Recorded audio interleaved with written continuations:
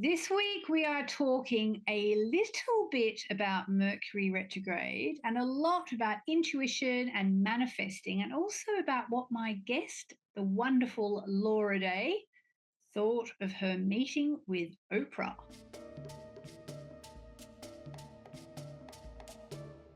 So, this week, I am absolutely delighted to welcome to the show my beautiful friend. I always tell her she's my most elegant and sophisticated friend, with apologies to all my other friends, but she really is, Laura Day. So, Laura is a New York Times best-selling author and a teacher. She spent decades, even though she looks so young, using intuition to help both individuals and her billion-dollar companies that she works for, to help people and companies identify and achieve their goals. She's the author of 6 books, including How to Rule the World from Your Couch, which is my favorite of all of them because it's the one I keep reading and reading and reading because it's so incredible. The Circle, many of you will know, Practical Intuition, and she has a new book out, her 7th book, called The Prism, 7 Steps to Heal Your Past and Transform Your Future.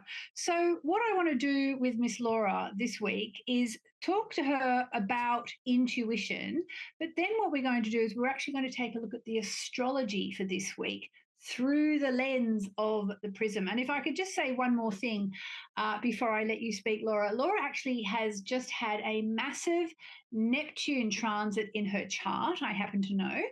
And it's so incredible because it was so prominent in her chart, without giving too much away about your chart, so prominent. Give it all away. And Neptune is the prism in astrology. So it's just been incredible that you've had Neptune so prominent in your chart at the time your Prism book is coming out. So let's just talk about the book for a second, and then we'll get to some questions about intuition. But I mean, in a nutshell, the Prism promises us to heal the past and transform our future. So tell me a bit about that, and how does the Prism work like that, Laura, please? So as unspiritual as it sounds, we are mechanical beings. And, even our internal functionings are these marvelous, unbelievable systems. So we're mechanical beings, a prism in a mechanical world, and there are rules to create. So our prism, our ego, and I want to talk about the ego later, our ego takes that energy that we all share and refracts it out to create reality. The degree to which your ego, your prism, is healthy is the degree to which you're able to conceive of something and create it with ease. For many of us, that requires some revision as we have new goals and new desires. And the prism is both an intuitive and an intellectual understanding based on more than 40 years of teaching and 10 years of workshopping this system of what works. So it really isn't so much, although I give the understanding because it is my hope that people will teach the prism integrated into their practices. I give the understanding in it. But actually, what the prism is are tiny mechanical things. You don't really need to know how a hammer works. You need to know that you take the hammer in your hand and you pound it on the tip of the nail.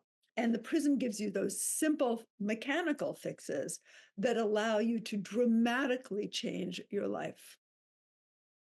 Okay, so I know that you love intuition and manifesting. Are they part of the whole prism? So I always make fun of the word manifesting because manifesting just means to make something happen. And of course, I love when people take it upon themselves to realize the world doesn't happen to us, we create the world. So making something happen or manifesting is something we have to take responsibility to. As my friend Demi says, not why is this happening to me, but why is this happening for me? Or as I say, what's the lesson plan? Intuition is a very over mystified, simple human ability, and it is our ability to go beyond the structure of I. And the structure of I is important because it's what creates in the world, but to go beyond that and be able to use our 5 senses from another perspective to perceive the future, to view a remote location. So it's what we consider psychic skills. And it's something that we all have, again, over mystified. Everything's given these words that mean nothing. Psychic means nothing, which is why I prefer the word intuitive. Intuitive is that direct knowing.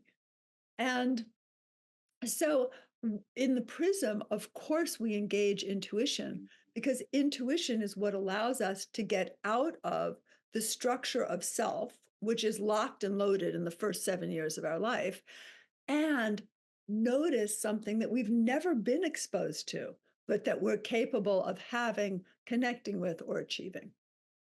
Okay. So you have said that intuition is a practical skill, okay, not a mystical gift. Can you explain really what that means to someone who just doesn't compute that, and how someone who doesn't really feel intuitive can begin to access their own inner knowing? So, feeling intuitive is actually a dysfunction. Feeling intuitive is not being present in the moment because intuition is taking yourself and being able to move anywhere in space, time, reality. We all do that. I mean, often because we train ourselves out of intuition, which is a good thing. We are supposed to be material creatures in a material world, or we can't impact that world. Intuition merges us to some degree with what's around us. And if you're merged, you no longer have an impact. So it is our job to have impact, to create. On the other hand, we've all had those experiences of deja vu, of being able to view someplace before we walk in and then thinking, well, I've never been here, but I know I know where the bathroom is. I know where the mess is in the bottom of the closet because in my mind's eye, in my perceptions, I've been here. Or, for example, and this happens to me and Yaz all the time, picking up the phone when the other one is picking up the phone to call you. We often know what someone's feeling and thinking. And a perfect example of this, and it happens so much and often dysfunctionally in relationships, is you've made a nice dinner, everything's lovely, and underneath it, and you're waiting for your partner to get home, but underneath it, you're seething because they haven't gotten the job they promised to get, or they've left so many things undone that are their responsibility. So even though on the surface, you're all, hi, honey, you're seething underneath, and the person walks in defensive, and you think, how dare you be defensive? I've made this nice meal. But they're reacting to what you're experiencing, not what you're exhibiting. So we've all had those experiences. And the wonderful thing about intuitive training is once you become aware of those experiences, you are able then to manage them for better outcomes in your physical world, because it really is all about the physical world. If you subscribe to the idea that we are spirit, then we're already spiritual. What are we working so hard for? What are we, meditating, breathing, yoging? And listen, all those things have a purpose for the commercial break of being an ego and an I and creating. They're really good gas stations to charge up with. But the goal is to say, I want, I am, I connect, I love, I expel, I. You are supposed to be an I. And then we have the incredible task of being an I, so not being formless, and getting along with other I's in the world in a healing way. And that's true spirituality. That's the sweaty spirituality, not the let me transcend it spirituality.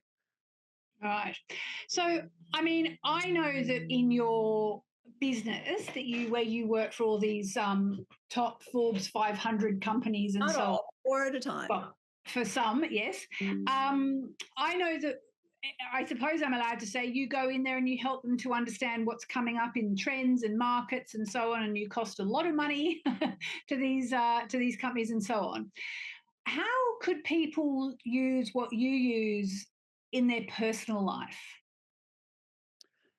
Well, intuition responds to a goal or a question. And intuition can help you get in more trouble just as easily as it can help solve things, because a lot of your goals are below your conscious awareness and are really based on, trying to achieve or save something that happened when you were 6 and not now as an adult. So it's really important to have conscious goals. And actually, in the Prism, and I love holding this book up because it's so pretty.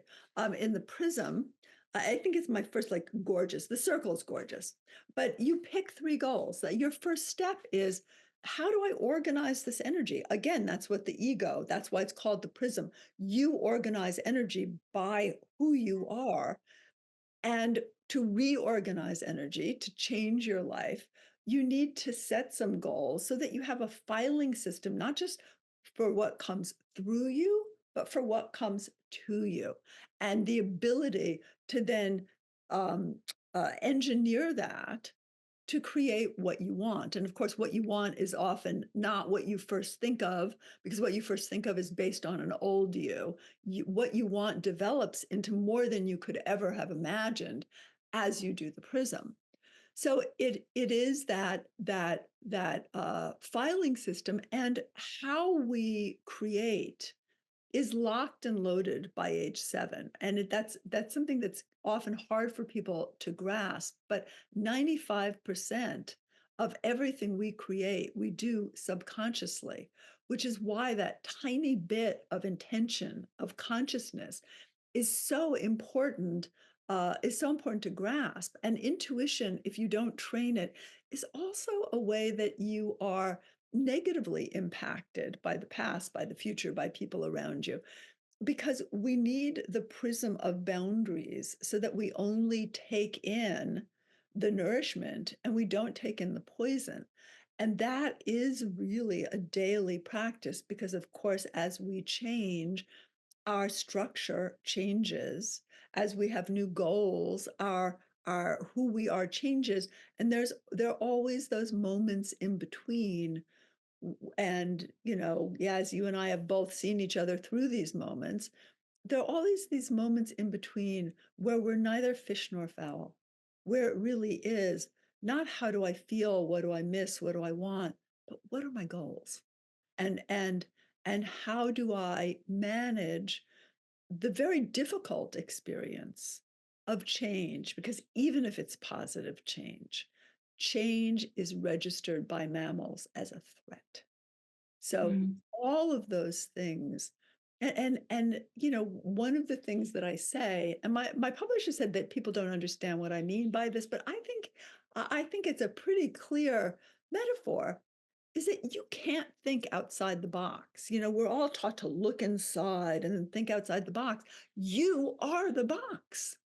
The life you've constructed is all you see, which is why catalysts, whether it's astrology, whether it's therapy, whether it's community, whether it's friendship, whether it's travel, but putting yourself in situations that are safe, but where things challenge your structure, once again, with your goals intact, is what creates change. And change is not, there's this really, I think, very disruptive idea that change is easy and magical.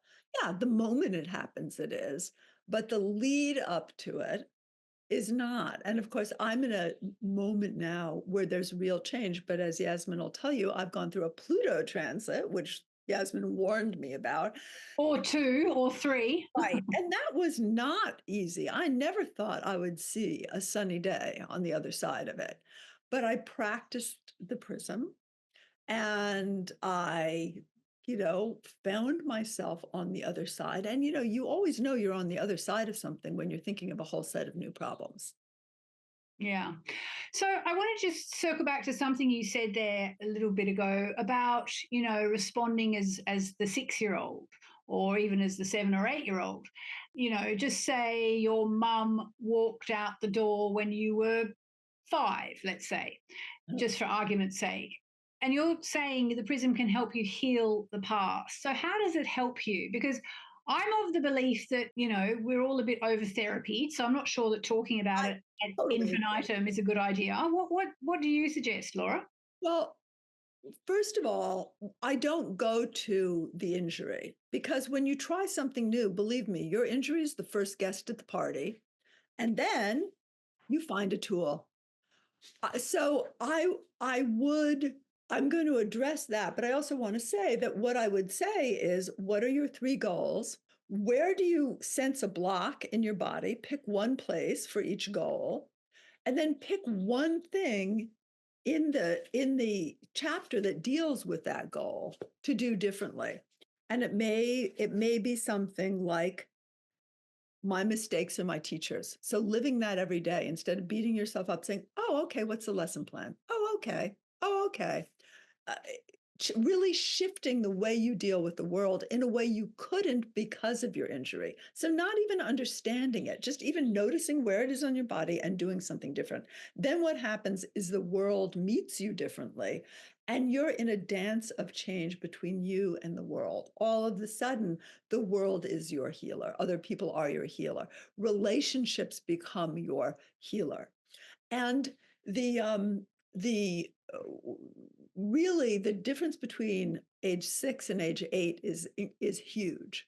At age 5, or let's say your mother walked out at age 5, and at the same time you got your first bicycle and you were able to go further in the neighborhood, because your intellect and your ego is not developed at age 5, you associate being able to move past what you know with abandonment. And even though consciously you're not aware of it because intellect is not formed, you don't allow yourself to move forward in love, in work, in any way. You don't allow your body to change even. We see a lot of that with anorexia, with eating disorders, where someone tries to maintain that childlike body. And my question is always, because of course we know some of it's neurological and that is part of your development. But my question is always, what did they lose by growing up, and when did they lose it? So before age 6, before the ego is developed, even in its most rudimentary way, we are what happens to us. We are the beliefs and judgments of our community, of our parents, of our caretakers. We are that. We have no ability to discern. We have no intellect. We have no ego. So we're locked and loaded. What we see, what we create, how we function, what we believe, even how our body is structured, is locked and loaded by age 6. That's the bad news for many of us. The good news is, from there, we have our ability to direct our development in the world. And we can reform the prism, the structure that creates reality, as we encounter new experiences. Of course, we can only do that to a point, which is why it's so important to pointedly and aggressively invite in that which doesn't resonate with you. I always tell people there's a list at every goal center, at every ego center, of things to do. And I always say to people, pick the one that doesn't resonate with you. So I always say, Yasmin and I are Snow White and Rose Red. She's all love and light. I so am not. I am more take your sword and go into battle, and love and light. Yeah, that's good some places. And sometimes, a good weapon and knowing how to use it is what you need. It really depends on the circumstance. But I have a very funny story about the 4th ego center, which is about value. It's about being of use in the world, and dignity, which is just being who you are and having everything come to you, and also raising up everything that does come to you. So it was right before the publication of the Prism, and my best friend in LA calls me and says, I put you on a national show tomorrow. I bought you a first class ticket. Your room is ready. I've scheduled hair and makeup. And now I'm in New York and the show's in LA. And I said, well, I can't do that. Like, it's too, this is too soon. I'm not ready. I haven't figured out wardrobe, blah, blah, blah. And he goes, no, stop. So he challenged my prism, my paradigm. He said, no, stop. The response is, wow, that's amazing. Thank you. I thought to myself, oh my God, who am I? This person has really put himself on the line, twisted someone's arm to get me on a national show, gone out of his way, bankrolled it all, made it so perfect for me. And I can't even appreciate it, take it in, say thank you, feel good about it. Like, whoa. And so I went with a new attitude because that had challenged my prism of let me value the efforts of other people. Let me say thank you. And let him feel, good for have some value for what he's achieved for me. I go out, and from that point on, it was the Jennifer Hudson show. From that point on, her producer gave me all my sound bites. She was so warm and delicious and welcoming and smart. It was a 36-hour turnaround. I get home, and it's the middle of the night, and my husband wakes me up, kind of all cuddly, and I'm like, I gotta get to sleep. And then I thought, no, wait. Thank you, world. Let me take a beat here. And then I wake up that morning, and usually I don't eat till the end of the day because I have work to do and I'm getting into my day and blah, blah, blah, and it slows me down. My housekeeper, so my husband has the housekeeper's wrapped around his little finger. There's a bowl of every pastry that I don't usually allow him to eat on the table. I make myself a milky coffee and I have one, and I really enjoy my morning. Sure, slows me down a little, whatever. That week, I got a couple other national shows because I embraced that fourth ego center in a different way. I let the world value me. I appreciated what was coming to me, and a whole other energetic dynamic happened that expressed itself in evidence. And I'm very big, as you know, on evidential practices. Don't believe, do. It doesn't require, tools don't require your belief. They require that you have a owner's manual, that you have directions, and that you use them properly. Yes. So speaking about TV shows, because I have been amazed, and I've told Laura, watching her promote this book, she's been on like every big TV show in America that I can think of. You've actually just been on Oprah. Yes. How was that? How was Oprah? Well, Oprah's a marvel, and her home is gorgeous. And I did something, and I probably only would have done this for Oprah, but I did something I don't usually permit myself to do, which is I did readings on air. And, the chat part was fine, but she picked 3 people. Now, as Yaz will tell you, I don't listen very well. My favorite expression is, no, I talk. I don't need the information. Ask the question. I talk. You listen. I talk. Even my son knows that. Right. At one point, I was going to say something he wanted me, and he said, "No, don't tell her. She doesn't want to know." That's right. And your son is so, of course, raised by you, so amazingly smart and open-minded. But so the Oprah staff gave me the stories, which I then just put aside. I really forget them because of my ADD, but I put them aside. And so I did readings on air, and I said, okay, I heard your story. I don't remember your story, but here's what I really think is going on. And it was so fun. I don't usually give myself license to do that because I think it's in a company, you're one of many voices with expert people. With human beings, you could be the only voice. And that is not a responsibility that I'm willing to take on.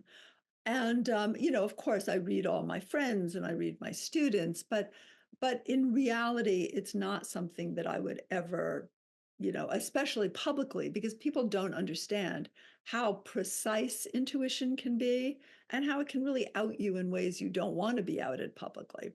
But I did this on air, and it was amazing.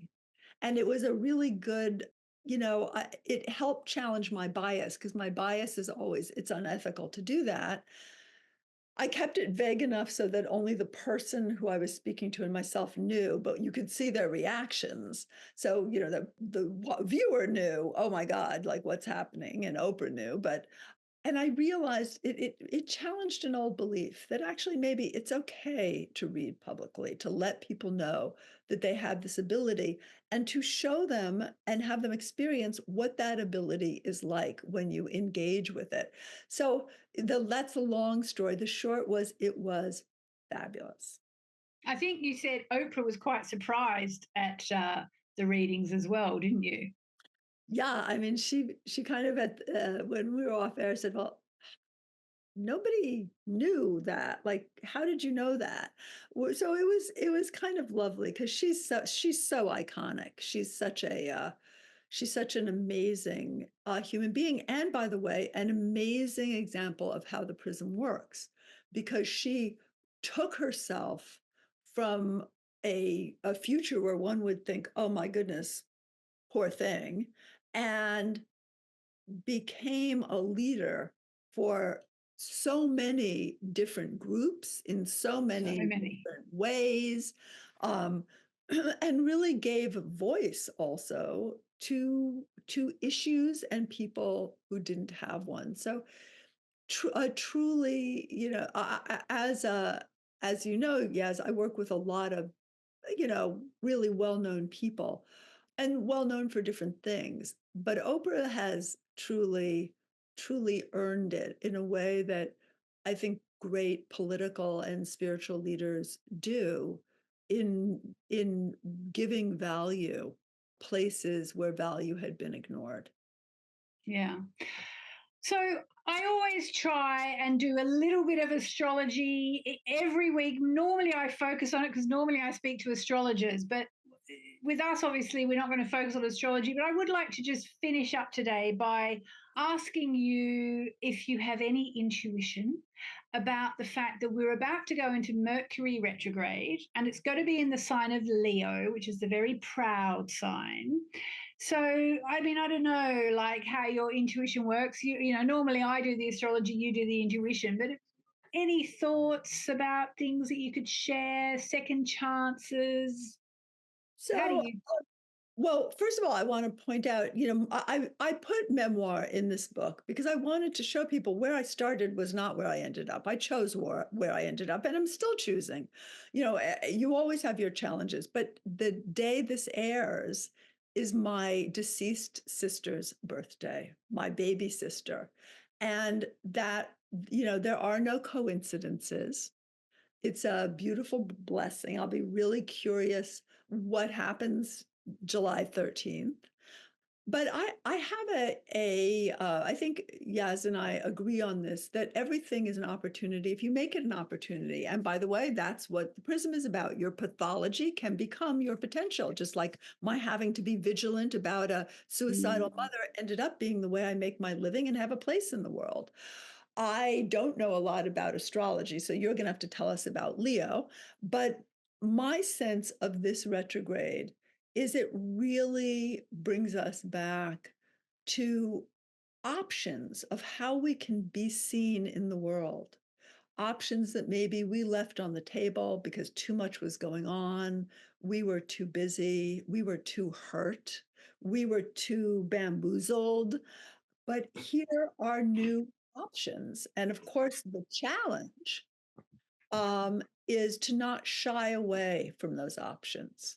The challenge is to say, why is this happening for me, as Demi says, and not why is this happening, not why is this happening to me. I would look for ways that opportunities to be seen, even if it's a little scary to be seen, and opportunities to see others in a different light. Because, of course, what's happening in a world sense when they're transits is they're happening for everybody.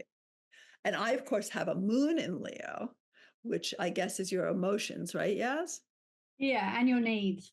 And your needs. So, I mean, I guess that's a time for, that's a really special time for me to perhaps I'll be in a new situation by then and be revising what are my needs, what are my feelings about this new situation.